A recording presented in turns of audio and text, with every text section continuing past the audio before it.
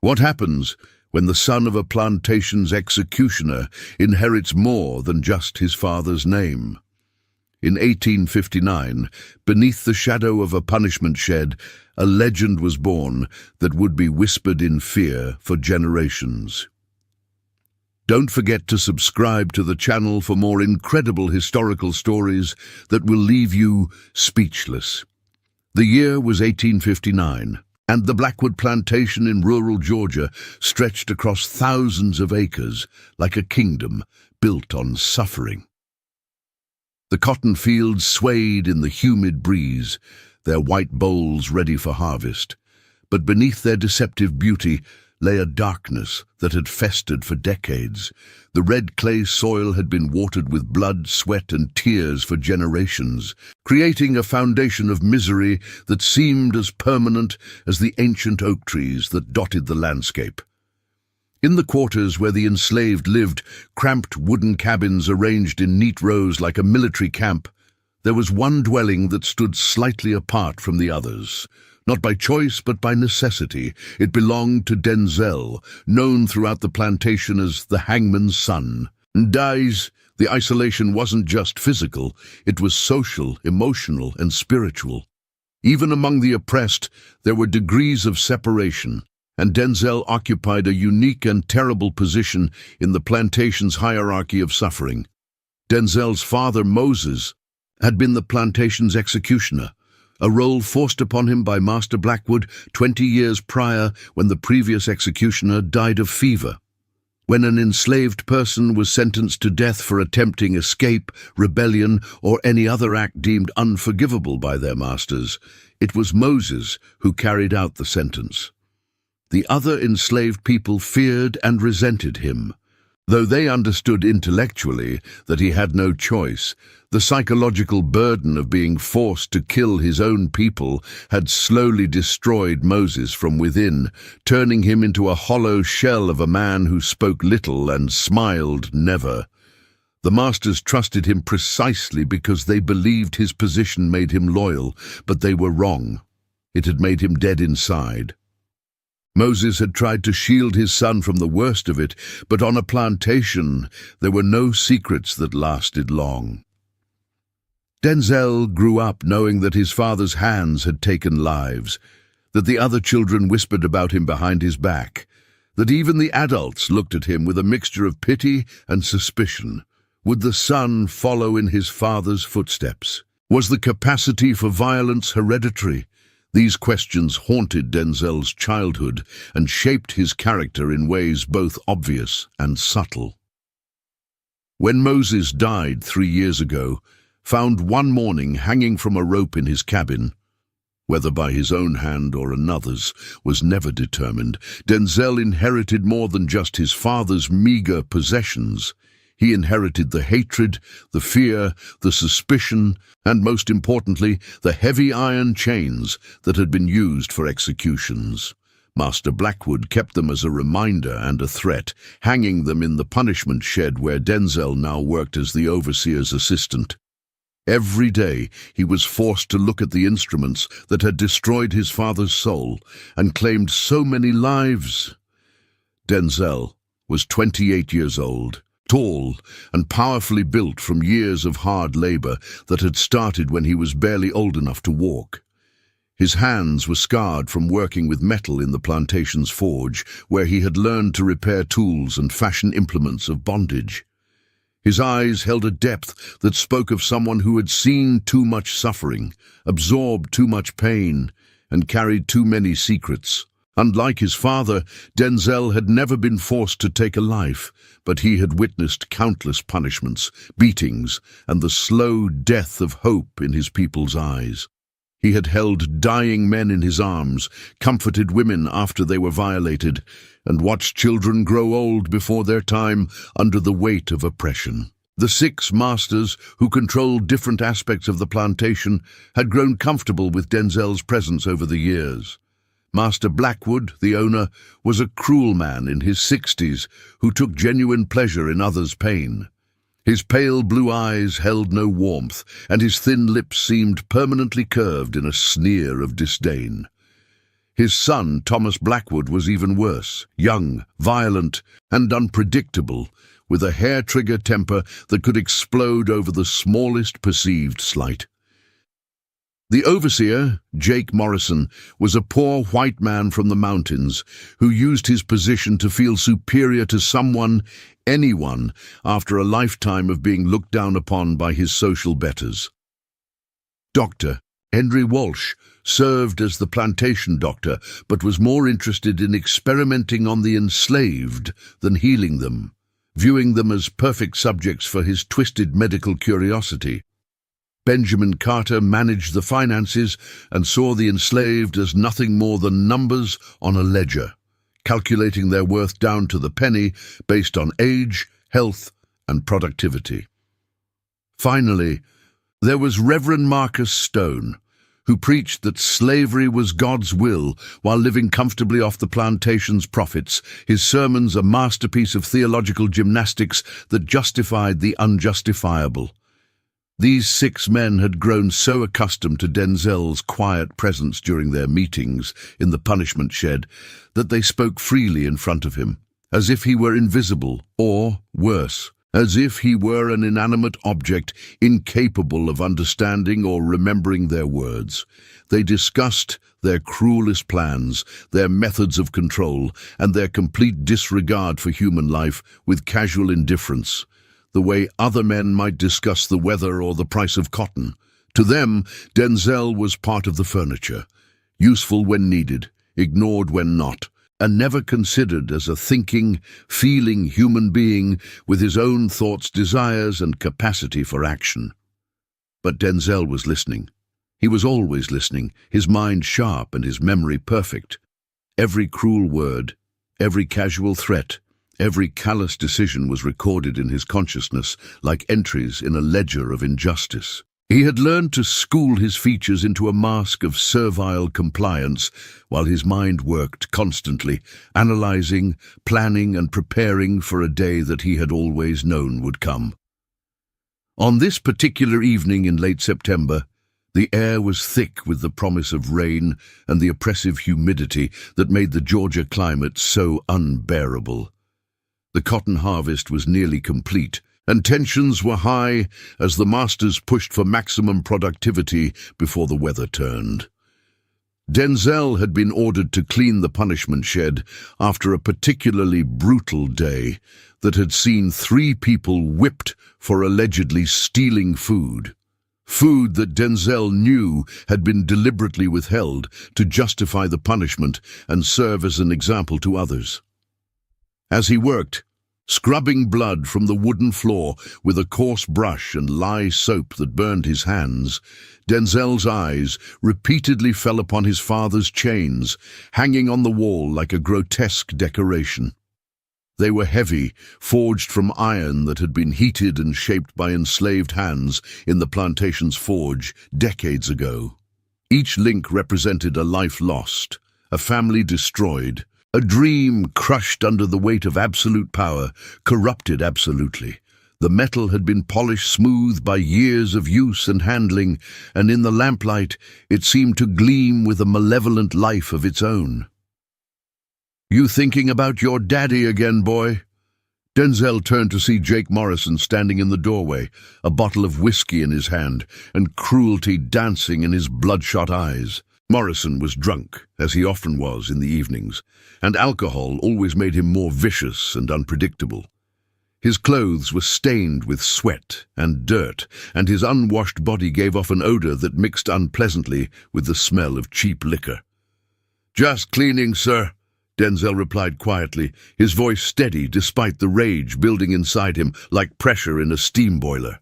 He had learned long ago to keep his emotions hidden, to present a facade of compliance while his true feelings burned like coals in his chest. "Your daddy was useful," Morrison continued, stepping into the shed and swaying slightly on his feet. "Kept the others in line real good, made them remember their place, but you're different. I see it in your eyes sometimes. You think you're better than your place, don't you, boy?" Denzel said nothing, continuing his work with methodical precision.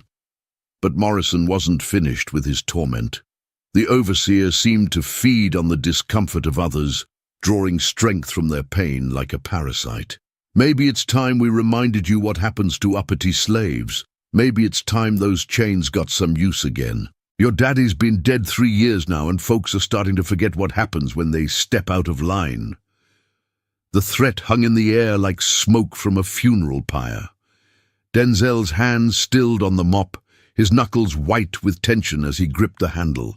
For years, he had endured their words, their casual cruelty, their complete dehumanization of his people. He had swallowed his pride, bitten his tongue, and buried his rage so deep that sometimes he wondered if it had died altogether. But something was different tonight. Something fundamental had shifted in the depths of his soul, like tectonic plates moving beneath the earth's surface. As Morrison left, laughing at his own perceived cleverness and stumbling slightly as he made his way back to the main house, Denzel stood alone in the shed with his father's chains. The silence was deafening, broken only by the distant rumble of thunder and the soft patter of rain beginning to fall on the roof.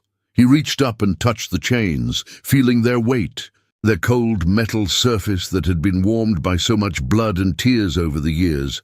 "Forgive me, Papa," he whispered to the empty air, his voice barely audible above the growing storm. "But I can't be you. I won't be their tool anymore. I won't let them break me the way they broke you." Outside, thunder rumbled in the distance like the voice of an angry god, and Denzel began to plan. The time for submission was over. The time for justice had finally come. 3 days later, the 6 masters gathered in the punishment shed for their weekly meeting, a ritual that had become as regular as Sunday service, but infinitely more sinister. It was their custom to discuss plantation business away from the main house, where they could speak freely about their methods of control and future plans without fear of being overheard by their wives or visiting neighbors who might have more delicate sensibilities.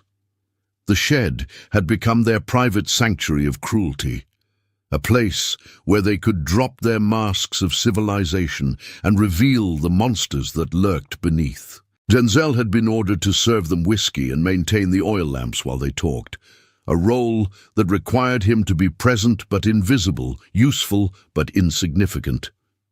To them, he was part of the furniture, a breathing, moving object that could pour drinks and trim wicks, but possessed no thoughts, feelings, or capacity for independent action. They had grown so comfortable with his presence that they spoke as freely as if they were alone, never considering that their words might be heard, understood, and remembered by someone who had every reason to hate them. The shed had been transformed for their meeting, with a rough wooden table placed in the center and chairs arranged around it. Oil lamps cast dancing shadows on the walls, creating an atmosphere that was both intimate and ominous. The air was thick with tobacco smoke and the smell of expensive whiskey, luxuries that stood in stark contrast to the suffering that had taken place in this very room. Master Blackwood sat at the head of the table, his weathered face illuminated by flickering lamplight that emphasized every cruel line and harsh angle. His pale eyes swept over his companions with the satisfaction of a man who held absolute power over hundreds of human lives. "Gentlemen," he began, his voice carrying the authority of decades of unchallenged dominance, "we have a problem that requires our immediate attention. The slaves are getting restless. There's been talk of escape attempts, and I've heard whispers of rebellion from some of the field hands." Dr. Walsh leaned forward, his thin fingers steepled in front of his gaunt face. The doctor was a man who found intellectual pleasure in others' suffering, viewing pain as a fascinating subject for study rather than something to be alleviated. "Perhaps we need to make an example," he suggested with clinical detachment. "A public execution might remind them of their place in the natural order. I've been studying the psychological effects of fear, and I believe a properly orchestrated display of punishment could be quite effective in maintaining discipline." "Who would you suggest?" asked Benjamin Carter, looking up from his ever-present ledger where he tracked every aspect of the plantation's operations with mathematical precision. "We can't afford to lose too many workers with harvest season approaching. Each able-bodied slave represents a significant investment, and we must balance the need for discipline with economic practicality." Thomas Blackwood, the master's son, slammed his fist on the table with the impulsive violence that characterized his every action. At 25, he possessed all of his father's cruelty, but none of his restraint or strategic thinking.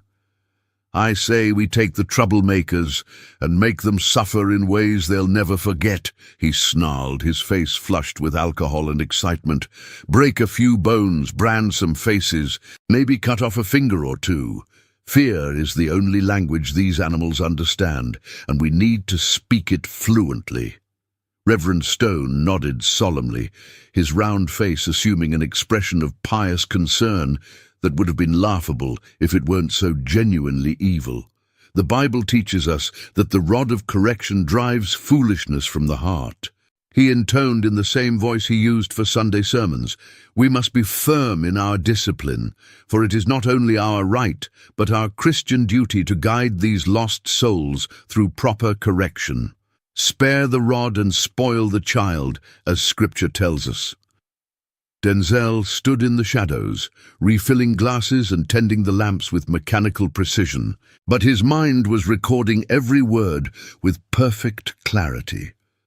These men spoke of human beings as if they were discussing livestock, planning torture as casually as they might plan a dinner menu.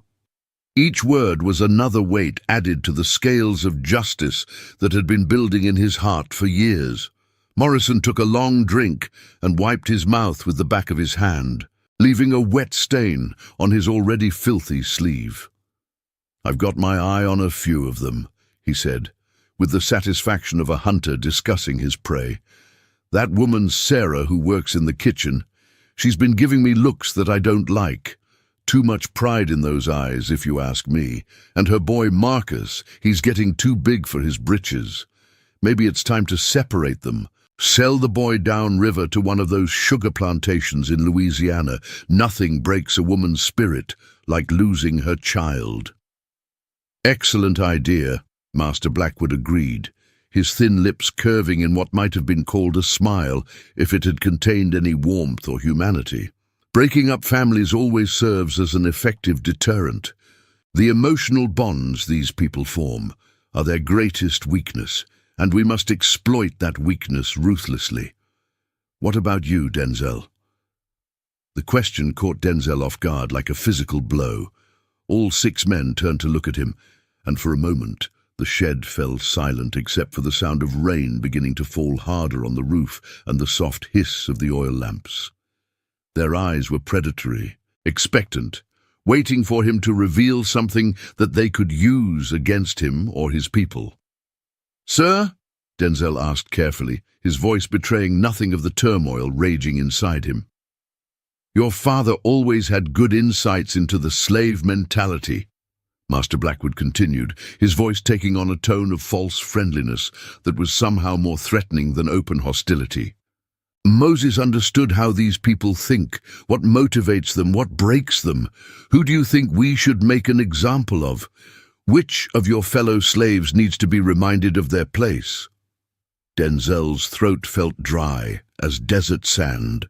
They wanted him to betray his own people, to become complicit in their suffering, just as his father had been forced to do. The weight of their expectation pressed down on him like a physical force, threatening to crush him under its enormity. This was the moment he had always dreaded, the choice that had destroyed his father's soul and driven him to his death. I don't know, sir," Denzel managed to say, his voice barely above a whisper. "I just do my work and try to stay out of trouble." Thomas Blackwood laughed harshly, the sound echoing off the wooden walls like the bark of a rabid dog. "Look at him, father. He's just like the rest of them, stupid and useless when it comes to thinking, all brawn and no brains, just the way we like them." "Perhaps," the elder Blackwood mused, his pale eyes studying Denzel with the intensity of a scientist examining a specimen. But his father's blood runs in his veins. Moses understood the necessity of discipline, even if it took some convincing. Maybe Denzel just needs the right motivation to unlock his potential. Dr. Walsh smiled coldly, his thin face taking on an expression of anticipation that made Denzel's skin crawl. "I could help with that," the doctor offered with obvious relish. "A few sessions in my medical quarters, and he might become more cooperative. I've been developing some interesting techniques for attitude adjustment that I'd love to test on a subject with his particular background." The casual way they discussed torturing him sent ice through Denzel's veins. But it also crystallized something that had been building inside him for years, like pressure in a boiler. These men saw him as less than human, and they always would. No amount of compliance, no degree of submission would ever earn him their respect or mercy. He was nothing more than a tool to them, and when a tool stopped being useful, it was discarded or destroyed. As the meeting continued, they discussed their plans in horrifying detail. They would begin with public whippings to establish their authority, then move to family separations to break the spirits of the strongest, and finally to executions, if necessary, to eliminate any remaining resistance.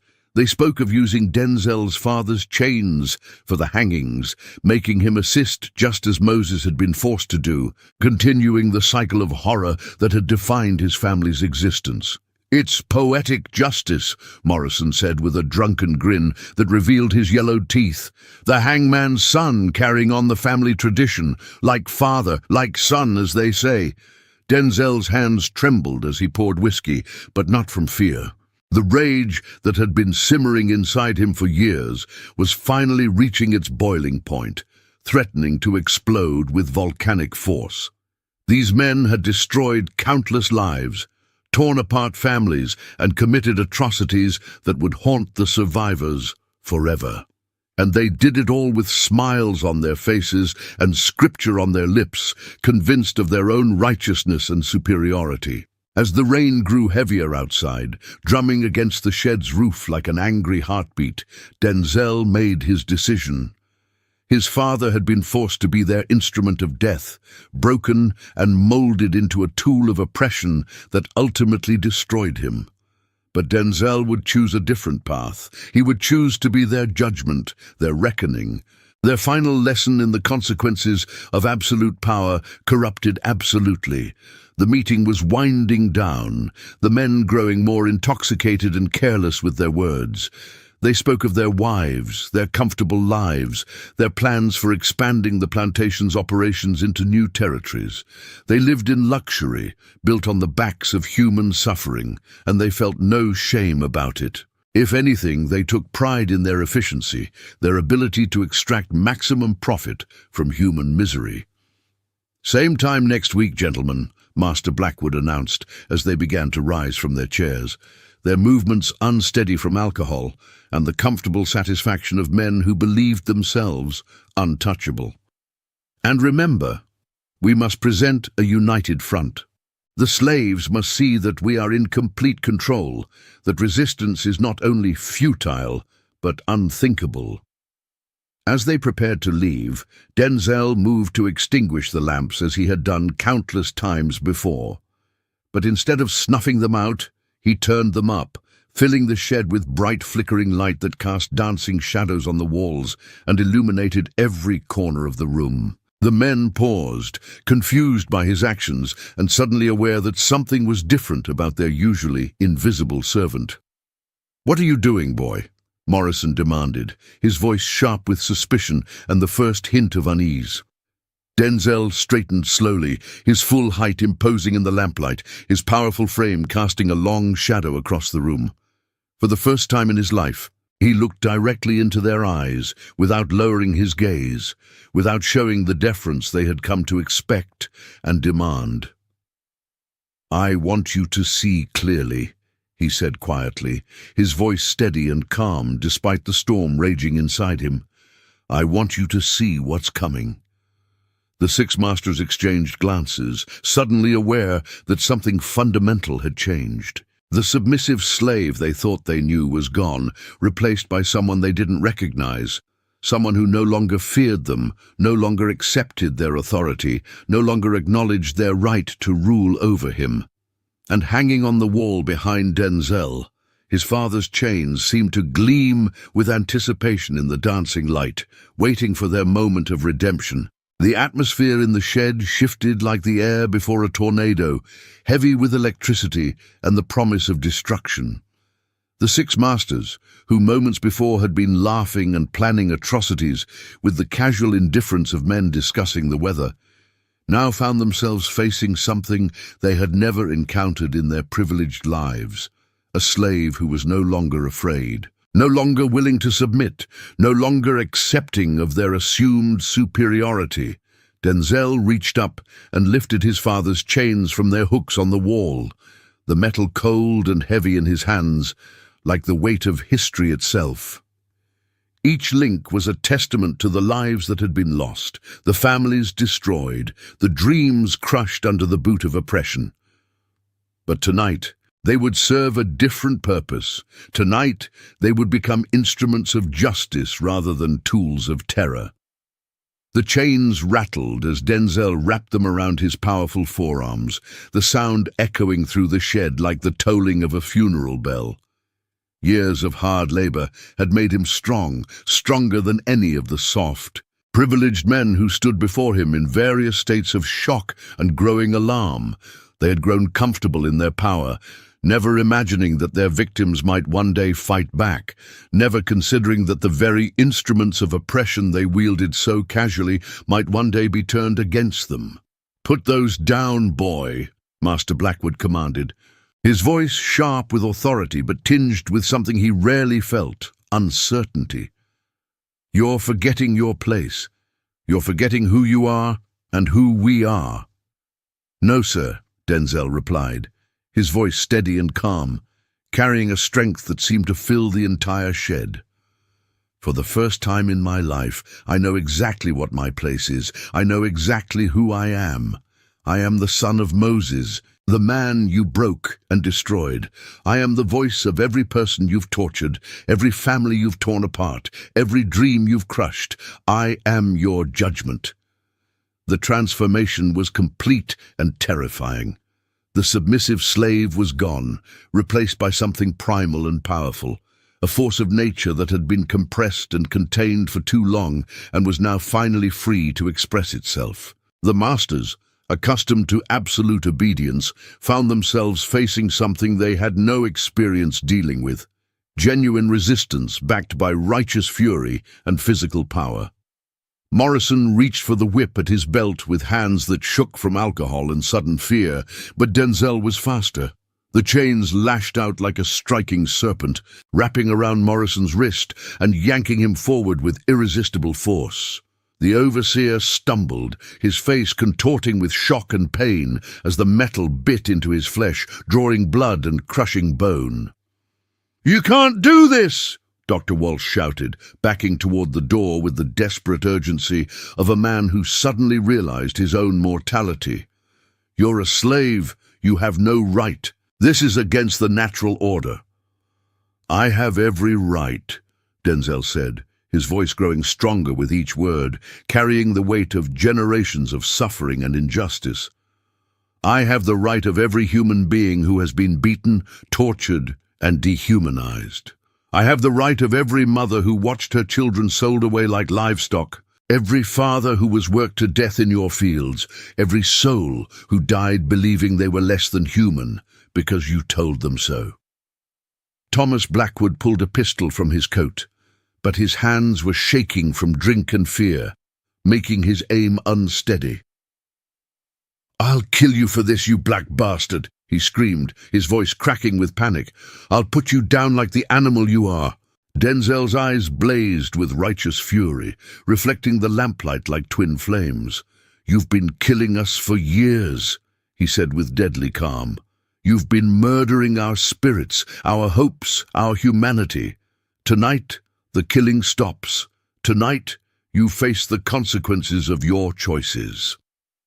The chains sang through the air with lethal precision, striking Thomas's hand and sending the pistol flying across the shed to clatter against the far wall. The young master cried out, clutching his broken fingers to his chest, blood seeping between his fingers as he stared at Denzel with a mixture of pain and disbelief. "Please," Reverend Stone whimpered, falling to his knees with his hands clasped in prayer, his round face pale with terror. "I'm a man of God. I've done nothing wrong. I've only tried to guide these people according to Scripture." Denzel turned to face the cowering preacher, his expression filled with contempt that burned like acid. "You perverted God's word to justify evil," he said, his voice carrying the weight of divine judgment. "You preached that slavery was divine will, while children died in these fields. You used Scripture as a weapon to break spirits and justify cruelty. If there is a God, Reverend, he is not on your side tonight." The confrontation that followed was swift and decisive, but it was also deeply personal. Each master faced not just physical retribution, but a reckoning with the specific cruelties they had inflicted. Denzel had watched, remembered, and catalogued every act of violence, every casual cruelty, every moment of dehumanization. Now, each man would face the consequences of his individual choices. Benjamin Carter tried to bargain, offering money and freedom in exchange for his life, his ledger forgotten as he pleaded with the desperation of a man who had never faced real consequences for his actions. "I can make you rich," he babbled, tears streaming down his face. "I know where the money is hidden. I can give you enough to buy your freedom and the freedom of others. Please be reasonable." But Denzel knew that such promises were worthless. These men had never honored their word to a slave, and they never would. Their offers of mercy came only when they were powerless, and they would be forgotten the moment they regained control. Dr. Walsh, who had experimented on slaves like laboratory animals, begged for the mercy he had never shown his victims. His clinical detachment evaporated in the face of his own mortality, replaced by the raw terror of a man who suddenly understood what it felt like to be helpless and at another's mercy. Morrison, who had separated families and sold children away from their parents, pleaded for compassion he had never possessed. The man who had taken pleasure in others' pain now writhed in agony, finally understanding the suffering he had inflicted so casually on others. One by one, they faced the consequences of their actions.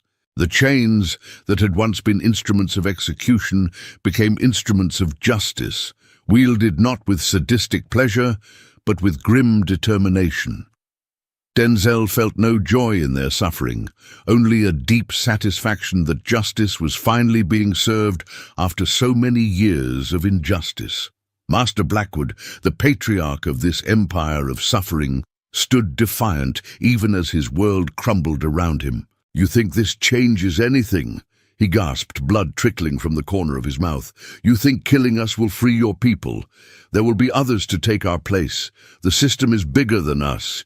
You're just one man, and we are legion." Denzel paused, the chains heavy in his hands, considering the old man's words. "You're right," he said finally. "The system is bigger than you. But every system is made up of individuals, and every individual who perpetuates evil must be held accountable. You may be replaced, but you will not be forgotten. Your deaths will send a message that oppression has consequences." "You're making a mistake," Blackwood continued, desperation creeping into his voice as he realized that his authority meant nothing here. "I can make you an overseer. I can give you privileges, a better cabin, better food. You don't have to do this. We can work together." "My father made that bargain," Denzel replied, his voice heavy with the weight of inherited pain. "He became your tool to save his own life, and it destroyed him. He died knowing that he had been forced to murder his own people, that he had become complicit in his own oppression. I won't make the same choice. I won't let you turn me into what you made him." The storm outside reached its peak as the reckoning inside the shed came to its conclusion. Thunder crashed overhead like the voice of divine judgment, and lightning illuminated the scene through the small windows, casting everything in stark black and white. The rain hammered against the roof with increasing intensity, as if the very heavens were weeping for the years of suffering that were finally being answered. When it was over, Denzel stood alone among the fallen, the chains still wrapped around his arms, like the armor of a warrior who had finally won his war. The shed that had been a place of torture and death had become a place of justice. The instruments of oppression had been turned against the oppressors, and the cycle of violence had been broken, if only for this moment. But Denzel knew that his fight was far from over. Outside, the plantation still held hundreds of enslaved people who deserved their freedom. The system that had created this horror was still in place, and it would take more than one night of justice to bring it down. There would be consequences for his actions. Other masters, other overseers, other enforcers of the system would come seeking revenge. As he prepared to leave the shed, Denzel looked one last time at his father's chains. They had served their purpose, but their work was not yet done. There were other plantations, other masters, other systems of oppression that needed to be confronted. The chains had been transformed from symbols of bondage into instruments of liberation, and that transformation was irreversible. Denzel wrapped the chains around his waist like a belt, a symbol of his transformation from victim to liberator. The hangman's son had become something his father never could have imagined, a force for justice in a world that had forgotten what justice meant. The storm was beginning to pass, but Denzel's revolution was just beginning. As the first light of dawn crept through the windows of the punishment shed, painting the wooden walls in shades of gold and crimson, Denzel stood among the consequences of his actions like a general surveying a battlefield. The 6 masters who had terrorized the plantation for decades lay still, their reign of cruelty finally ended, their faces frozen in expressions of shock and disbelief. But Denzel felt no triumph, only a profound sense of completion, as if a debt that had been accumulating for generations had finally been paid in full. He stepped outside into the cool morning air, the chains still wrapped around his waist like a badge of honor earned through blood and suffering. The storm had passed, leaving the world washed clean and somehow different, as if the very air had been purified by the night's events. The red clay soil was dark with moisture, and the cotton fields stretched out before him like a white sea under the pale morning sky. In the distance, he could see the slave quarters beginning to stir as people prepared for another day of forced labor, unaware that their world had changed forever during the night. But today would be different. Today would be the first day of a new world. Denzel walked purposefully toward the quarters, his footsteps echoing in the morning silence, each step carrying him further from his past as a victim and closer to his future as a liberator. As he approached the familiar rows of wooden cabins, doors began to open and faces appeared.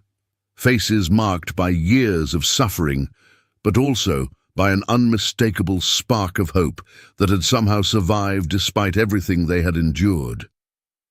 Sarah, the kitchen worker who had been marked for punishment and family separation, was the first to speak.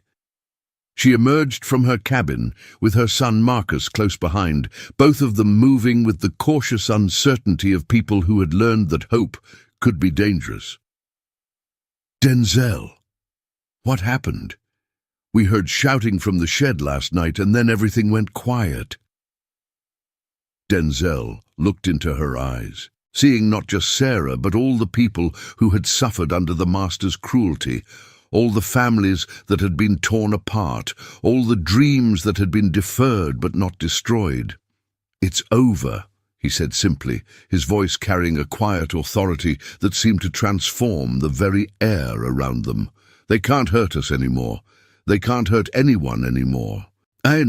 Word spread quickly through the quarters like wildfire, carried from cabin to cabin by whispered conversations and urgent gestures. People emerged from their homes, gathering around Denzel with a mixture of fear and hope, disbelief and desperate longing. They had lived with oppression for so long that freedom seemed impossible. Even when it stood before them, in the form of a man they had known all their lives, but who now seemed transformed into something larger than himself. "What do we do now?" asked Marcus, Sarah's teenage son, who had been destined for sale to the sugar plantations of Louisiana.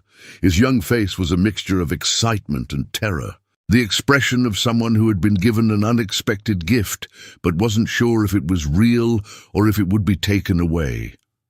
"Where do we go? How do we live?" Denzel had been thinking about this question all night, even as he carried out his grim work in the punishment shed. Freedom was more than just the absence of chains. It was the presence of choice, the ability to determine one's own destiny, the right to live with dignity and purpose. "We have choices now," he said, his voice growing stronger as more people gathered around him.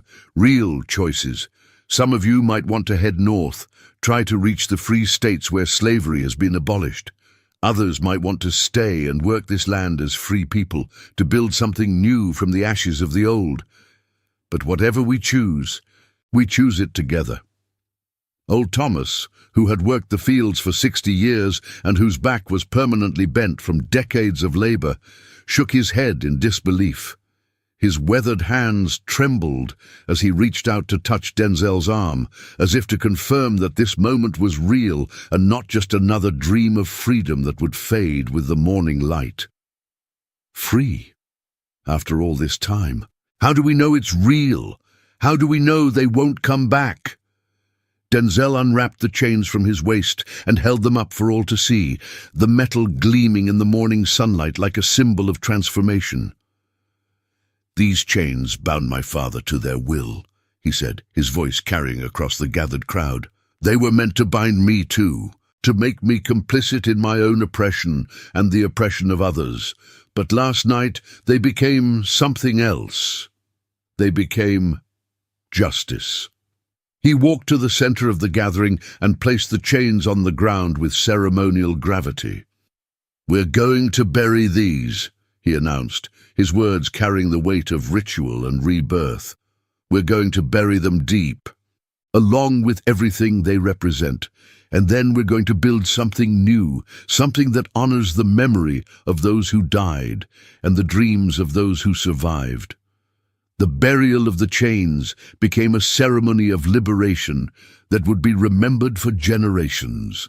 Every person on the plantation participated, from the oldest field hand to the youngest child, each one adding their own handful of earth to cover the symbols of their former bondage.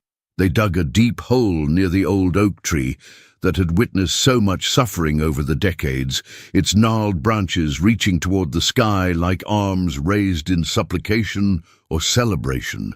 As they covered the chains with soil, people began to speak, their voices joining together in a chorus of memory and hope. They spoke of family members who had been sold away, of friends who had died under the lash, of dreams that had been crushed but not destroyed. They spoke of their fears about the future and their hopes for their children, of the uncertainty that lay ahead and the determination to face it together. Denzel listened to each voice, understanding that his role had changed fundamentally.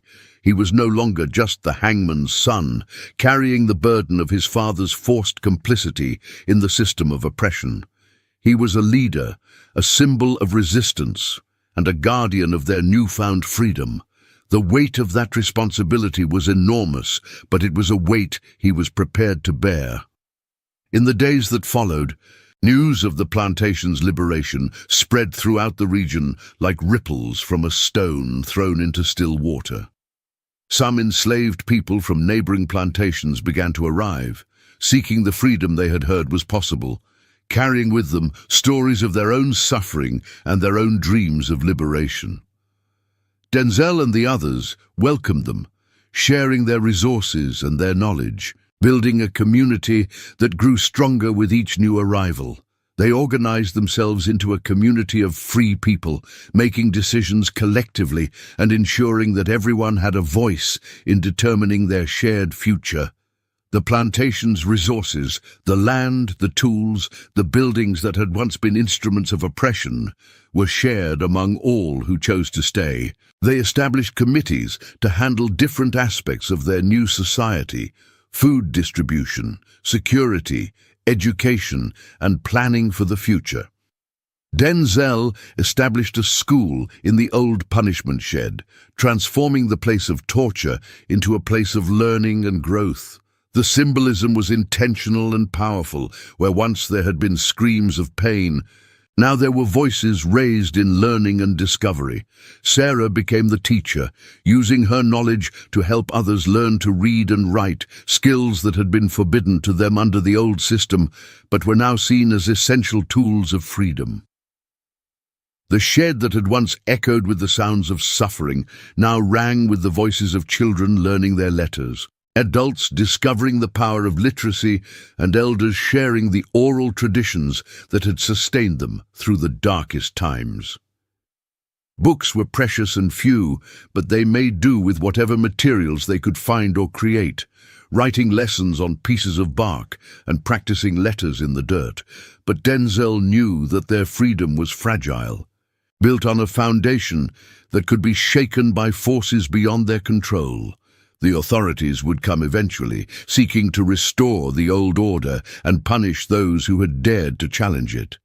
Other plantation owners would see their liberation as a threat to their own power, and would work to crush this example of successful resistance before it could inspire others. The community prepared for these challenges with the same determination they had shown in building their new society. They organized patrols to watch for approaching threats, established hiding places for the most vulnerable members of their community, and created plans for evacuation if necessary. But they also prepared to fight for what they had built, understanding that freedom was not something that could be given, it had to be taken and defended. When the federal marshals finally arrived 3 weeks later, riding up the plantation road with the authority of the United States government behind them, they found something they hadn't expected. Instead of a plantation in chaos, they discovered a thriving community of free people who had organized themselves into a functioning society that was more peaceful and productive than many of the surrounding white communities. Denzel met them at the plantation's entrance, no longer the submissive slave they might have expected, but a confident leader who spoke with authority and dignity. He had prepared for this moment, knowing that how he handled this confrontation would determine the fate of everyone who had chosen to follow him into freedom. "We know why you're here," Denzel said calmly, his voice carrying the quiet strength that had become his trademark. "But you should know that we're not going back to the old ways. We're free people now, and we intend to remain free. We've harmed no innocent person, destroyed no property that wasn't used to oppress us, and we've built something good from the ashes of something evil."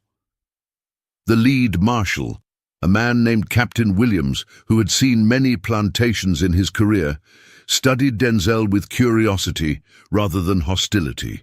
There was something about this man that commanded respect, something that spoke of natural leadership and moral authority. "You're the one they call the Hangman's son?" "I was," Denzel replied, without shame or apology. "Now I'm just a free man protecting his community and working to build a better future for all of us." Captain Williams had seen many plantations in his career, but he had never seen anything like this. The people were organized, productive, and clearly committed to their freedom. More importantly, they had the law on their side. The masters who might have claimed ownership were dead, and there were no legal heirs to challenge the community's right to the land. The federal government was already moving toward emancipation, and this community represented a successful model of what freed slaves could accomplish when given the opportunity. "The government is changing," Captain Williams said finally, his voice thoughtful. "There's talk of emancipation, of a war that might end slavery forever. What you've done here, it might be a preview of what's coming to the entire nation." Denzel nodded, understanding the larger implications of their small revolution. "Then we'll be ready," he said with quiet confidence. "We've learned that freedom isn't something that's given. It's something that's taken and defended. We've learned that people who have been told they're less than human can govern themselves, educate their children, and build prosperous lives when given the opportunity." As the years passed, Denzel's community became a beacon of hope for enslaved people throughout the South. Proof that the impossible was possible, that the system of oppression could be challenged and overcome. They proved that former slaves could govern themselves, educate their children, and build prosperous lives when given the opportunity. Their success inspired other acts of resistance and became a model for Reconstruction efforts after the Civil War. Denzel never forgot the weight of his father's chains, or the night when he chose justice over submission. He kept a single link from those chains as a reminder, not of bondage, but of the moment when he decided to break free from the cycle of oppression that had defined his family's existence. The hangman's son had become something greater than his father ever imagined, a liberator, a leader, and a symbol of the truth that no chain is strong enough to bind the human spirit forever. When Denzel was an old man, surrounded by children and grandchildren who had never known slavery, he would tell them the story of that stormy night in 1859. He would remind them that freedom is precious because it is hard-won, that justice sometimes requires ordinary people to do extraordinary things, and that the price of liberty is eternal vigilance against those who would take it away. The chains were buried, but the memory of their breaking lived on, a testament to the power of courage, the necessity of justice, and the unbreakable strength of the human desire for freedom. Denzel lived to see the end of the Civil War and the official abolition of slavery throughout the United States. His community became one of the first successful examples of Reconstruction, proving that former slaves could thrive when given the opportunity and resources to build their own lives. The school he established in the old punishment shed educated hundreds of children over the decades, many of whom went on to become teachers, doctors, lawyers, and leaders in their own right, carrying forward the legacy of education and self-determination that Denzel had begun. The story of the hangman's son spread far beyond Georgia, becoming a legend whispered in slave quarters and later celebrated in freedom songs that echoed across the South. It reminded people that even in the darkest times, even when the system seems unbreakable and oppression appears eternal, individuals have the power to choose justice over submission, courage over fear, and hope over despair. Denzel's chains remained buried beneath the old oak tree, but their breaking echoed through history, a reminder that no oppression lasts forever, that the arc of the moral universe bends toward justice, and that sometimes the instruments of bondage can become the tools of liberation when wielded by those who refuse to accept their assigned place in an unjust world.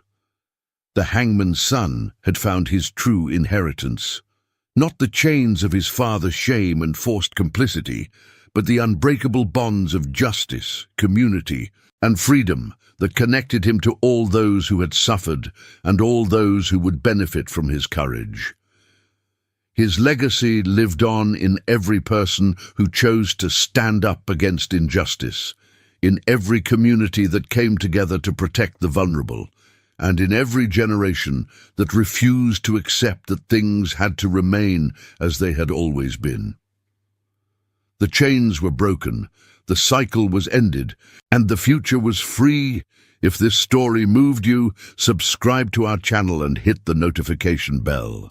Share this powerful tale of courage and justice with others who need to hear it. History's greatest lessons come from ordinary people who chose to do extraordinary things. What other untold stories of courage would you like us to explore? Let us know in the comments below. Disclaimer: this story is a work of fiction. While it draws inspiration from the historical realities of slavery in the American South, the characters, events, and specific details are products of imagination. Any resemblance to actual persons, living or dead, or actual events is purely coincidental. This narrative is intended to honor the memory of those who suffered under slavery and to explore themes of justice, resistance, and human dignity within a historical context.